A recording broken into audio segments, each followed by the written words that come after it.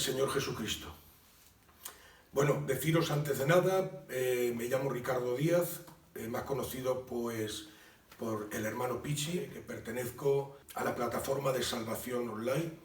Y bueno, pues esto que vamos a hacer ahora es el inicio de un programa, ¿vale?, que yo voy a llevarlo a cabo y cada semana vamos a estar emitiendo espacios acerca de la palabra.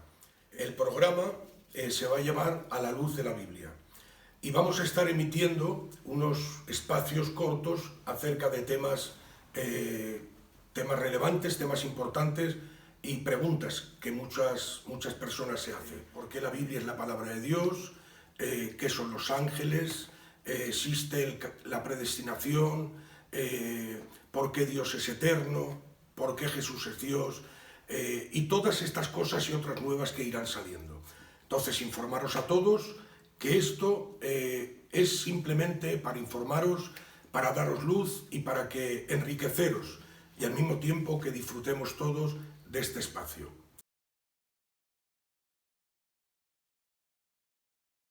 Preguntó Jesús cierta vez a sus discípulos: ¿quién dice la gente que es el Hijo del Hombre? Los discípulos contestaron: unos dicen que eres Jeremías, Elías o alguno de los profetas. Jesús fue más rotundo y más profundo y le dijo: ¿y vosotros, los que estáis conmigo, qué decís o qué pensáis acerca de mí? En el medio del silencio, uno de los apóstoles, llamado Pedro, le contestó: tú eres el Cristo, el Hijo del Dios viviente. A raíz de eso Jesús le dijo: bienaventurado Simón, hijo de Jonás, porque esto no te lo reveló ni carne ni sangre, sino mi Padre que está en los cielos. Queridos amigos y hermanos que me estáis escuchando, la pregunta es: ¿quién es Jesús? Bueno, pues hay opiniones en el mundo que lo aceptan como un gran hombre, como un gran maestro, como un revolucionario, como un profeta, pero ¿realmente Jesús era todo esto o era algo más? Yo quisiera demostraros en unos minutos que Jesús, aparte de ser ese hombre que vemos andando por la tierra, que Jesús era Dios. Y con simplemente unas palabras y viendo en la palabra con unos pensamientos que van a ser muy rápido. ¿Por qué yo creo, según la Biblia, que Jesús es Dios?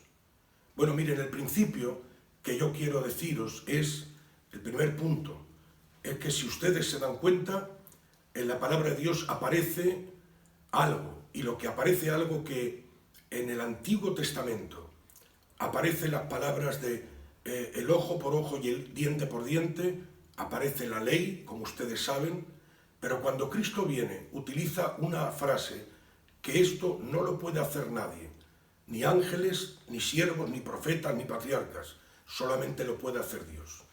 Y es que Él dice, en el Antiguo Testamento se dijo ojo por ojo, diente por diente, mas yo os digo, amar a vuestros enemigos. Él interpretó la ley y Él de alguna forma trajo nueva luz a esa ley, que vosotros sabéis que la ley y la palabra es intocable. Nadie puede quitar ni añadir a no ser que sea el que la ha dado. Ese es el primer punto. El segundo punto, ustedes saben que todos los profetas del Antiguo Pacto siempre utilizaban una frase y era: así dice Jehová o así dice el Señor. Él nunca utilizó la palabra así dice Jehová o así dice el Señor. Él decía: de cierto, yo os digo. Él nunca utilizó la forma de los profetas del Antiguo Pacto. Él dice, no, él decía: de cierto, yo os digo. El tercer punto, que es importante, Jesús dijo algo, y esto es rotundo para saber que Él es Dios. Él dijo: el que ame a padre, madre, hermanos, hijos, más que a mí, no es digno de mí. Esto que Él exige está en el mandamiento del Antiguo Testamento, que es: amarás a Dios sobre todas las cosas. No hay nadie que se atreva a exigir un amor hacia Él por encima de la familia, de los hijos, del esposo, de la esposa. Sin embargo, Él dijo, me tenéis que amar a mí más que a padres, hijos, hermanas. No es que Él dijese que no se tienen que amar a los demás, no, sino que a Él lo tenían que poner en primer lugar por encima de todas las cosas. Y luego los dos últimos puntos, que son los más esenciales, es que la Biblia dice, y esto quiero que lo atiendan, que Jesús, cuando descendían a un paralítico, 4 amigos que estaban en un lugar lleno, Jesús, dirigiéndose al paralítico, le dijo, hijo, ten fe, tus pecados son perdonados. Cuando todos los que habían escucharon esa palabra, dedujeron, porque eran judíos y sabían lo que era la Biblia, el hombre no puede perdonar pecados, solo Dios lo puede hacer. ¿Cómo se atreve éste a perdonar pecados? Rápidamente Jesús contestó, para que veáis que el Hijo del Hombre tiene poder para perdonar pecados, me sería más fácil decir a este paralítico, levántate y anda, pero para que veáis que tengo poder para hacerlo andar y también para perdonarle pecado, paralítico, a ti te digo, levántate, toma tu lecho y vete para tu casa. Él a la mujer ramera también dice la palabra que le dijo, tus pecados te son perdonados. Él muchas veces de la Biblia aparece, él perdonando pecados. Perdonar pecados solamente le corresponde a Dios. Y el último punto, y esencial, que por la misma boca de Cristo dijo, y en todo el Antiguo y Nuevo Testamento está plasmado en las doctrinas bíblicas, es que dijo el Señor a Satanás, muy claro, al Señor tu Dios adorarás y solamente a Él servirás. Repito, al Señor tu Dios adorarás. Él mismo dijo que solamente a Dios se le podía adorar. Por eso, hermanos, en el Antiguo Testamento estaba prohibido adorar a imágenes, esculturas, a dioses ajenos, solamente a Dios se le tenía que adorar. El ángel de Apocalipsis, en el último pasaje con el apóstol San Juan, le dice el propio ángel, no te inclines ante mí, ni me veneres, ni me adores. Soy un consiervo tuyo y de tus hermanos los profetas. Adora a Dios. Esto es lo establecido.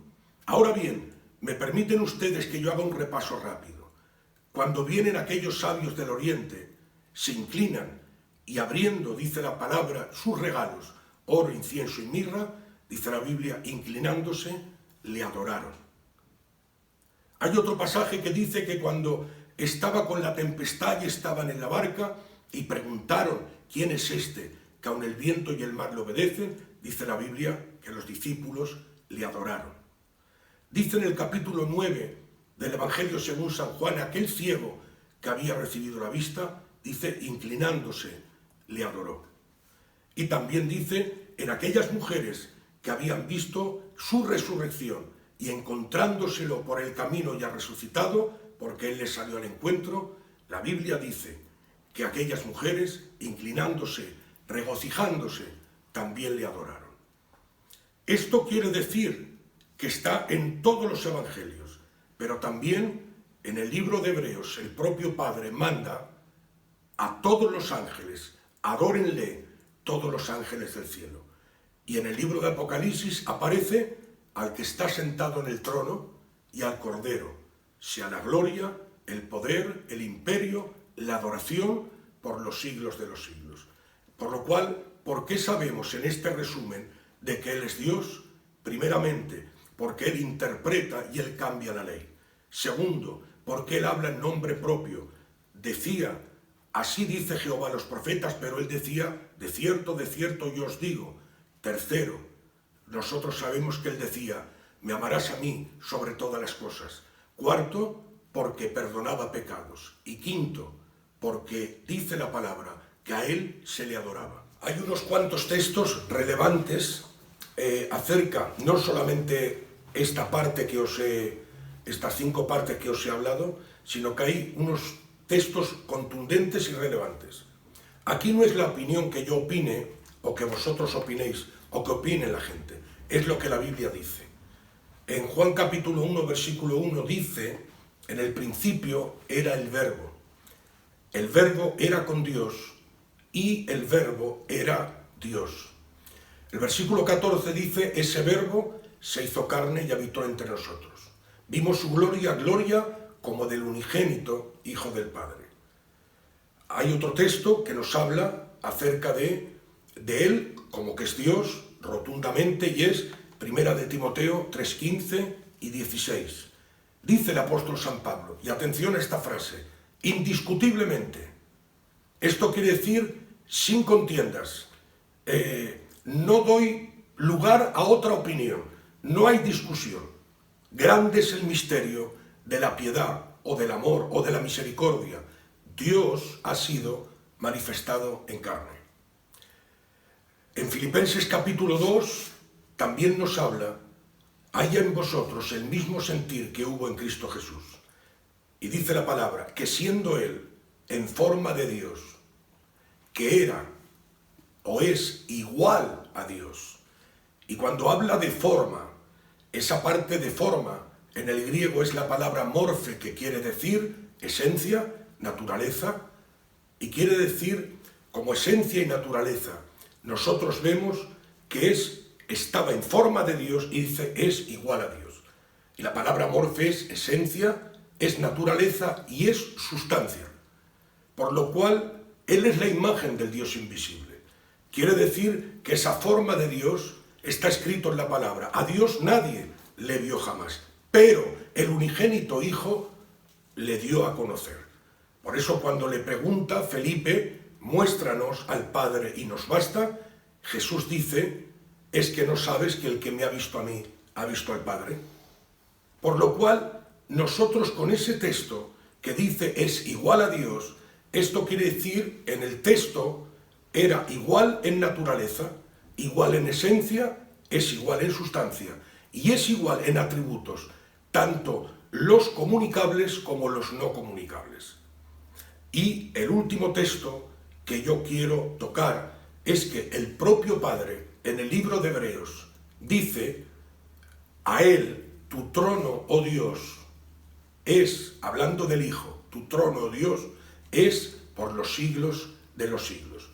Por lo cual nosotros tenemos que, viendo este resumen de textos y lo que el apóstol San Pablo habla en el libro de Colosenses capítulo 2, que dice, porque en Él habita, la palabra habita es mora, vive, reside corporalmente toda la plenitud ¿de qué? De la deidad. La palabra deidad ustedes saben que es Dios mismo.